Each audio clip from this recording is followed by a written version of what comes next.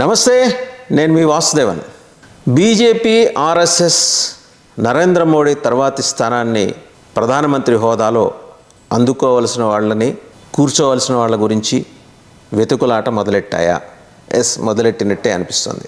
ఈ దఫా మూడోసారి మోదీ గెలిచిన తర్వాత ఆయనే ప్రధానమంత్రి అవుతారు. నెక్స్ట్ టర్మ్ కోసం అంటే 2029 కోసం ఆయన కన్నా ఒక అగ్రెసివ్ లీడర్ని వాళ్ళు బీహార్ నుంచి ఐడెంటిఫై చేసింది రాష్ట్రీయ స్వయం సేవక్ సంఘ్.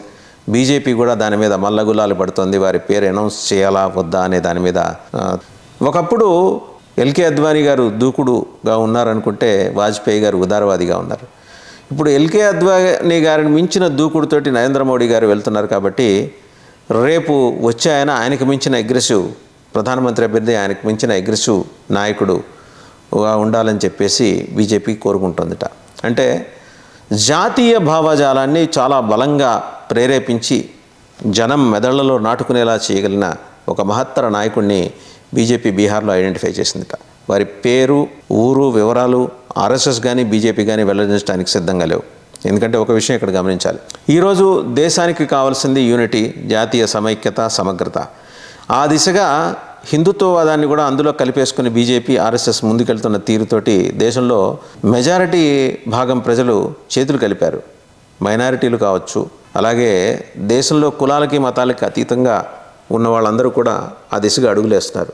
కాంగ్రెస్ క్రమేపీ బలహీనపడుతూ వస్తుండటం, అలాగే సమర్థమైన నాయకత్వాన్ని గూగుల్లో వెతికినా కాంగ్రెస్లో లేకపోవటం, ఇవన్నీ కాంగ్రెస్కు మైనస్ అవుతుంటే మరోపక్క జాతీయ భావాన్ని ఉద్దీపింపజేసే విధంగా బీజేపీ చేస్తూ వస్తున్న ప్రయత్నాల్లో ఈ బీహార్ నాయకుడు ఒక ఆయన కనపడ్డాడు. సంఘ్ ముందర ఆయనకి ఒక ఏడాది పాటు లిట్మస్ టెస్ట్ పెట్టిందిట రాష్ట్రీయ స్వయం సేవక్ సంఘ్. దాంట్లో ఆయన నెగ్గుకొచ్చారు. ఇదంతా 2029లో నరేంద్ర మోడీ గారి తర్వాత ఖచ్చితంగా మళ్ళీ 4వసారి ఎన్డీఏ సంకీర్ణ ప్రభుత్వం ఏర్పడుతుంది. కాబట్టి దానికి సారథ్యం వహించడానికి బీహార్ నుంచి, అండ్ ఇంట్రెస్టింగ్లీ కర్ణాటక నుంచి కూడా మరొక నాయకుడిని ఆర్ఎస్ఎస్ ఐడెంటిఫై చేసింది. సో వీరిద్దరికీ యువరాజులు లేదా యువ సమ్రాట్లు అనాలేమో, వాళ్ళకి పోటీ అయితే 2 ఏళ్ల పాటు ఉంటుంది. ఇదంతా కూడా ఆర్ఎస్ఎస్ బీజేపీ చాలా రహస్యంగా నిర్వహిస్తున్న ఒక పెద్ద ప్రక్రియ. ఎంత నిశితంగా అంటే ఇంట్రెస్టింగ్లీ ఆ ఇద్దరు కూడా బ్రహ్మచారులే. వారు పూర్తికాలం స్వయం సేవకులుగా ఉంటూ అలాగే జాతీయ భావాన్ని దేశం మొత్తం పెంపొందింపజేయడానికి వారు విస్తారంగా ప్రయత్నిస్తూ వస్తున్నారు. ఇద్దరు కూడా 50 నుంచి 55 ఏళ్ళు లోపు వారే.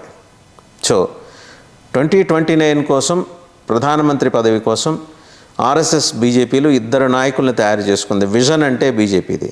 కాంగ్రెస్లో ఉన్న రాహుల్ గాంధీని ప్రమోట్ చేసుకోవడానికి కాంగ్రెస్ కింద మీద పడుతూ ఉంటే బీజేపీ వేస్తున్న ఈ ఎత్తుగడతోటి కాంగ్రెస్ తలకిందులై డీలా పడే ప్రమాదం అయితే స్పష్టంగా కనిపిస్తుంది. ఇంతకీ ఆ ఇద్దరి ద్వారా ఏం చేయించాలనుకుంటున్నారు? ఒక మధుర కావచ్చు, ఒక కాశీ కావచ్చు, ఇవి వాళ్ళ టార్గెట్లో భాగమే. కానీ న్యాయపరంగా ఎటువంటి చిక్కులు లేకుండా న్యాయపరంగానే వాటిని సాధించుకోవాలనేది సంఘ్ సూచన. బీజేపీ కూడా పొలిటికల్గా అలాంటి మూవ్స్ వేస్తూనే వస్తుంది. ఈ క్రమంలో ఈ ఇద్దరు నాయకులకి అప్పచెప్పిన టాస్క్లు ఏంటంటే, సమర్థవంతంగా న్యాయ వ్యవస్థలో మనం ఏ రకంగా ఈ కేసుల్ని గెలవగలం, కృష్ణ మందిరం మధురలో, కాశీలో పూర్తిగా ఇతర మతాలకు సంబంధించిన చిహ్నాల ఆధీనంలో ఉన్న హైందవ స్థలాల్ని తిరిగి స్వాధీనం చేసుకోవడం, ప్రతిదీ కూడా న్యాయపరంగానే జరగాలి. ఈ టాస్క్ వాళ్ళకి ఇచ్చింది. ఈ టాస్క్లో బీజేపీ చాలా క్వైట్ ఇన్సిడెంటల్గా రీజనల్ పార్టీస్ని, సబ్ రీజనల్ పార్టీస్ని దక్షిణాదిలో ఉపయోగించుకునే సూచన అక్కడ కనిపిస్తుంది. కేరళలో సురేష్ గోపిని ప్రమోట్ చేస్తుంది, ఆయన బీజేపీలోనే ఉన్నారు. తమిళనాడులో అన్నామలై అద్భుతంగా సర్వీసెస్ అందిస్తున్నారు. And unquestioned leader of Tamil Nadu బీజేపీగా ఆయన ఎదిగారు. ఆయనకు అడ్డం ఎవరన్నా వస్తుంటే వాళ్ళని వేరే రాష్ట్రాలకు గవర్నర్గా పంపటమో, లేకపోతే వేరే పార్టీలో కీలక బాధ్యతలు అప్పచెప్పటమో, అలాగే ఏఐడిఎంకే తెగతంపులు చేసుకుంటానంటే మొహమాటం ఏం లేదు, మీరు తెగతంపులు చేసుకోండి అని చెప్పేయటమో, అన్నామలై మీద బీజేపీ పాదుకొల్పిన విశ్వాసం అది. కర్ణాటకలో సుదీప్, హీరో సుదీప్, అతను కూడా ఒక బలమైన ఫోర్స్గా అక్కడ ఎమర్జ్ అవుతున్నాడు. ఇక ఆంధ్రప్రదేశ్లో చెప్పక్కర్లేదు. బీజేపీ తనకు సొంతంగా ఎదగటానికి రకరకాల అవాంతరాలు, అవకరాలు అడ్డంగా ఉన్నప్పుడు పవన్ కళ్యాణ్ని తమ స్టార్ క్యాంపెయినర్గా పెట్టుకుంది. అండ్ పవన్ కళ్యాణ్ కూడా జాతీయ భావజాలం ఉన్న నాయకుడు కావటం వల్ల, ఆయన కేవలం సినిమా స్టార్గా కాకుండా నాయకుడు కావటం వల్ల ఆయనకి పగ్గాలు అప్పచెప్పి ఆయన ద్వారా ఆంధ్రప్రదేశ్లో సంకీర్ణ రాజకీయానికి బీజేపీ తెరలేపింది. సో ఒకసారి ఈ దక్షిణాది 4 రాష్ట్రాలు చూస్తే బీజేపీ ఉన్న విజన్ ఏంటంటే 2029కి ఈ నలుగురు పవన్ కళ్యాణ్ గారు, సురేష్ గోపి గారు, అన్నామలై గారు, సుదీప్ గారు, ఈ నలుగురు కూడా చాలా బలమైన శక్తులుగా ఎదగాలి. ఎదిగితే బీజేపీ ఆట చాలా అద్భుతంగా ఉంటుంది. దక్షిణాది నుంచి కనీసం 80 స్థానాలు, ఈ 4 రాష్ట్రాల నుంచి 80 పార్లమెంట్ స్థానాలు చేజిక్కించుకోవాలి అనేది బీజేపీ టార్గెట్.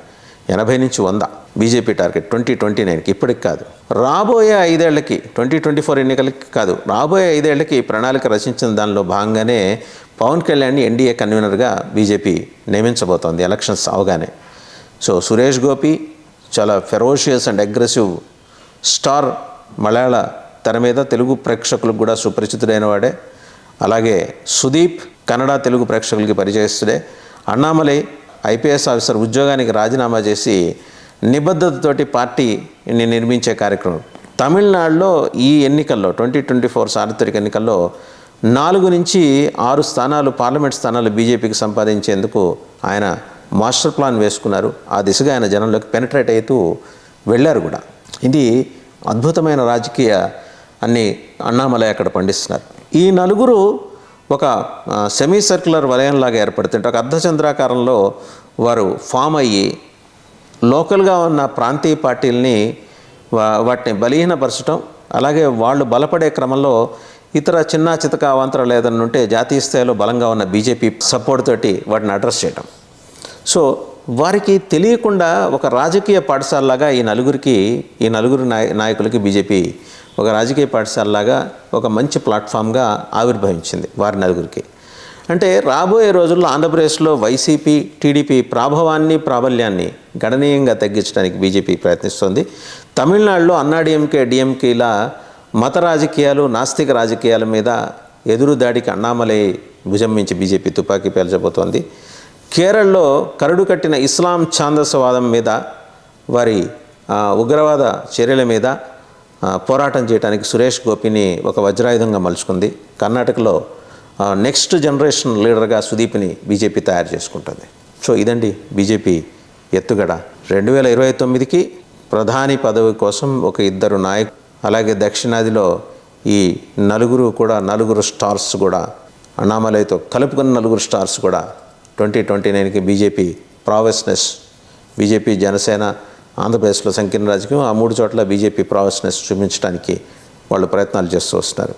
సో ఒక ప్రణాళిక వేసుకొని ఆ టార్గెట్ రీచ్ కావడం కోసం బీజేపీ చేస్తున్న ఈ ప్రయత్నాలన్నీ కనుక చూస్తే ఖచ్చితంగా బీజేపీ 2029కి ఒక లాంగ్ గోల్ తోటి ముందుకు వస్తుంది. చూద్దాం ఏం జరుగుతుందో.